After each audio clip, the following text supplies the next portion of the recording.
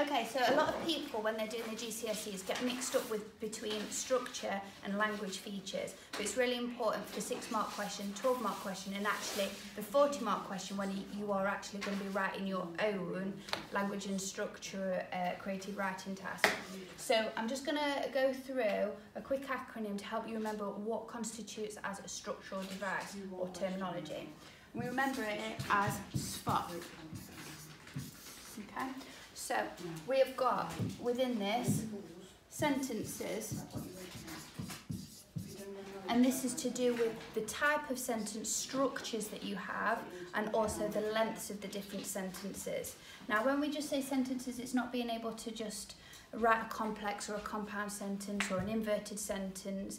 It's why are you doing it for a certain reason. You've got to be thinking about the effects that has on your reader. For example, a minor sentence, a one-word sentence, doesn't make sense on its own. Really, it can be used for impact or drama. Okay, so we have got length, time.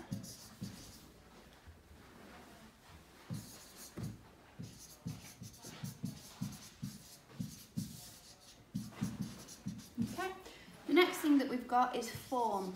What form does it come into? Is it a diary? Is it a letter? Is it a blog? Is it a speech? That's quite important of how that, again, influences the reader. For example, if it's a diary, that audience is only really for you, so you are more likely to be a reliable narrator because you're not going to lie to yourself. So the content of that that text, that piece of writing that you're writing about, is all for your eyes only. So if somebody else reads it and you've got quite a lot of emotive things in it, it hits them a lot harder. So form is a real key influence on the reader as well. The next one is arguably one of the most important ones, and what a lot of people at the moment I've noticed are missing the trick for is the order of information. So it's not just beginning, middle and end, an introduction and a conclusion sort of thing. It can be the overall thing, whether it's a cyclic structure, does it start where it ends?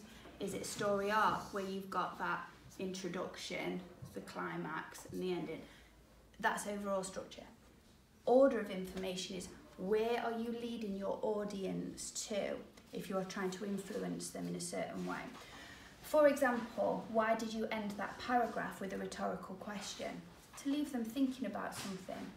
Why did you start an opening paragraph using direct address? Oh, it'll be to draw that reader in. Why did you have a long, winding sentence, drip feeding lots of information, and then having the climax right at the end for drama? It's because you don't want to give it away straight away. You want to keep that interest, order of information. Then we have paragraph length, and again the order that the paragraphs are in. So if you're doing topic grouping with your paragraphs, introduction, then a paragraph about this, paragraph about that, all the way to your conclusion, and you've thought about what order you want to put them in rather than just being chronological or in an alogical order. What do you want to introduce and when?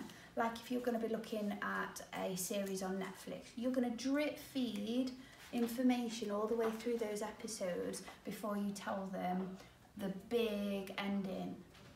Okay, you don't want to just give it away straight away from the first episode because people get bored. Paragraph order. And this can be topic grouping. This can also be how you show a change.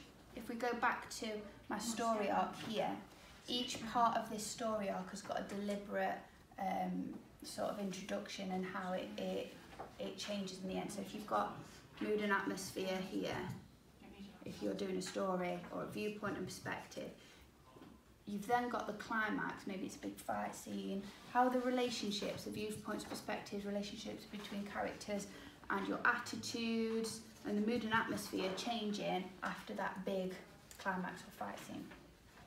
Last one then, we've got punctuation. Remember earlier how I said don't just show off that you can do different types of punctuation like exclamation marks and question marks and ellipses and things. You need to be able to show that you can use punctuation for a deliberate effect. If you want to create tension, yeah, you want to be using those ellipses. If you want to show that somebody's angry, yeah, you want to be using your exclamation marks. If you want to be persuasive, yeah, then you want to use your rhetorical questions. You're using punctuation for specific effects.